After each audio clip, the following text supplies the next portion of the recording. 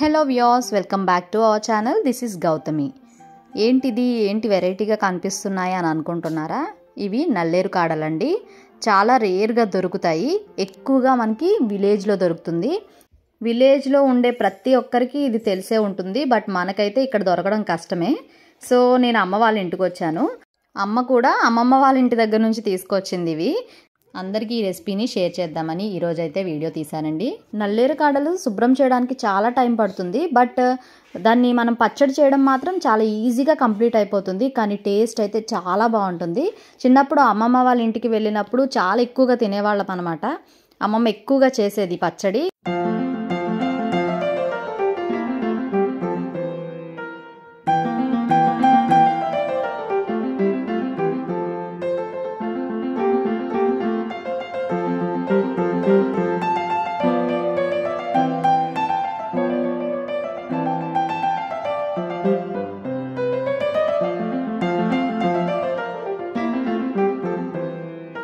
ఇలా చిన్నగా ముక్కలు కట్ చేసుకొని పెట్టుకోవాలి.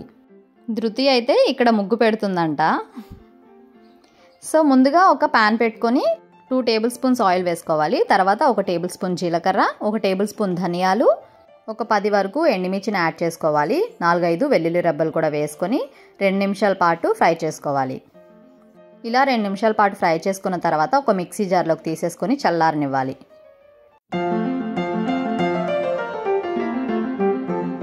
ఇప్పుడు అదే ప్యాన్లో ఆయిల్ ఏమి యాడ్ చేయకుండా ఒక 2 టేబుల్ స్పూన్స్ నువ్వులు వేసుకొని, నువ్వులు మంచి కలర్ చేంజ్ అయ్యేంత వరకు మనం ఫ్రై చేసుకోవాలి. అరోమా బయటికి రావాలన్నమాట అది ఫ్రై అవుతుంటే. సో ఇలా 2 నిమిషాల పాటు ఫ్రై చేసుకున్న తర్వాత అదే మిక్సీ జార్లో వేసేసుకొని చల్లారిన తర్వాత పేస్ట్ లాగా చేసేసుకోవాలి. ఇప్పుడు అదే ప్యాన్లో ఒక 2 టేబుల్ స్పూన్ల ఆయిల్ యాడ్ చేసుకొని నల్లేరు కాడలను కూడా వేసేసుకొని ఒక 5 మినిట్స్ పాటు లో టు మీడియం ఫ్లేమ్లో ఫ్రై చేసుకోవాలి. కొంచెం కలర్ చేంజ్ అవుతుంది అండ్ సాఫ్ట్ కూడా అవుతాయి అన్నమాట నల్లేరు కాడలు.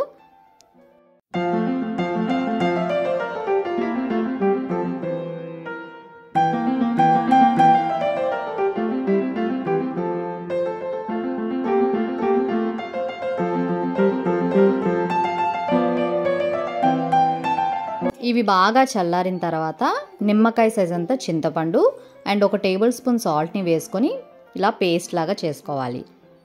ఇప్పుడు అదే ప్యాన్లో ఒక 2-3 టేబుల్ స్పూన్స్ ఆయిల్ యాడ్ చేసుకొని మనం పేస్ట్లా చేసి పెట్టుకున్న నల్లేరు కాడల్ని కూడా వేసేసుకోవాలి. ఈ నల్లేరు కాడల పచ్చడికి మనము తాలింపు ఏం వేయకుండా ఓన్లీ ఇలా ఆయిల్లో కొంచెం సేపు ఫ్రై చేసుకుంటే చాలా టేస్ట్ ఉంటుంది. అండ్ ఆయిల్ కొంచెం ఎక్కువే పడుతుంది, అప్పుడే చాలా బాగుంటుంది టేస్ట్. చాలామందికి ఈ రెసిపీ గురించి తెలియకపోవచ్చండి. దాని గురించే ఈ వీడియోని షేర్ చేశాను ఈరోజు. ఎన్నో రకాల హెల్త్ బెనిఫిట్స్ ఉన్నాయని విన్నాను నేను. సో ఎవరికైనా దొరికితే మాత్రం ఒకసారి ట్రై చేసి చూడండి. ఈ వీడియో నచ్చితే మాత్రం ఒక లైక్ చేయండి. మన ఛానల్ని ఫస్ట్ టైం చూస్తే సబ్స్క్రైబ్ చేసుకొని షేర్ చేసి కామెంట్ చేయండి.